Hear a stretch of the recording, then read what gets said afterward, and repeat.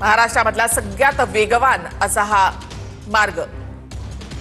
आणि ही जी दृश्य आपण पाहतो याच बोगद्यामधून आता मुख्यमंत्री उपमुख्यमंत्र्यांचा ताफा या ठिकाणी येईल।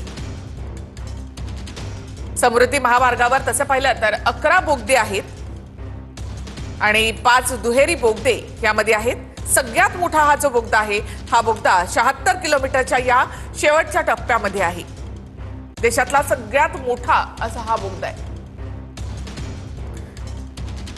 आणि आता मुख्यमंत्री उपमुख्यमंत्री यांचा ताफा या बोगद्यामधून आता येत आहे। ही थेट दृश्य आपण या ठिकाणी पाहतोय।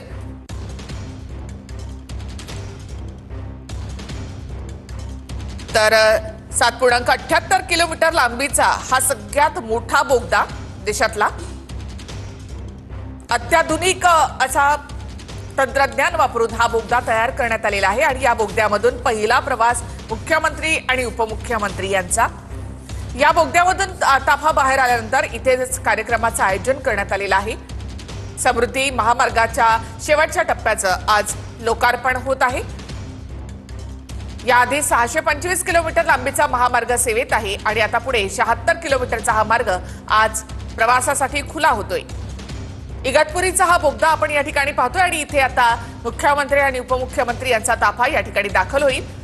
तर दुसरी आपण दृश्य पाहतो ती म्हणजे मुख्यमंत्री आणि उपमुख्यमंत्र्यांकडनं इथे पाहणी करण्यात आली आहे। इथे नदीवर धरण बांधून तिथे पाणी अडवण्यात आलं आणि त्यानंतर सर्वात उंच पुलांचं काम या ठिकाणी करण्यात आलं। 2 डोंगरांना जोडणारे असे उंच पूल या ठिकाणी आहेत।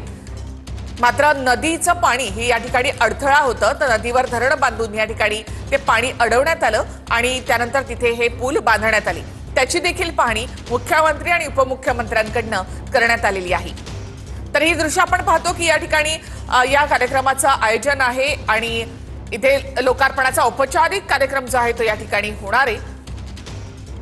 एकूणच मुख्यमंत्री देवेंद्र फडणवीस उपमुख्यमंत्री एकनाथ शिंदे यांच्यासाठी हा ड्रीम प्रोजेक्ट आहे जो आज सत्यात उतरलेला आहे।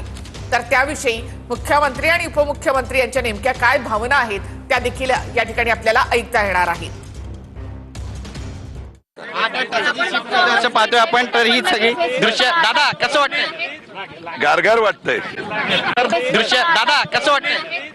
गारगार वाटतंय। तर दादा म्हणतात गारगार वाटतंय।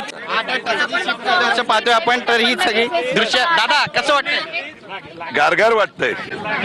दृश्य दादा कसं वाटतंय? गारगार वाटतंय। तर दादा म्हणतात गारगार वाटतंय। दृश्य आपण बघतोय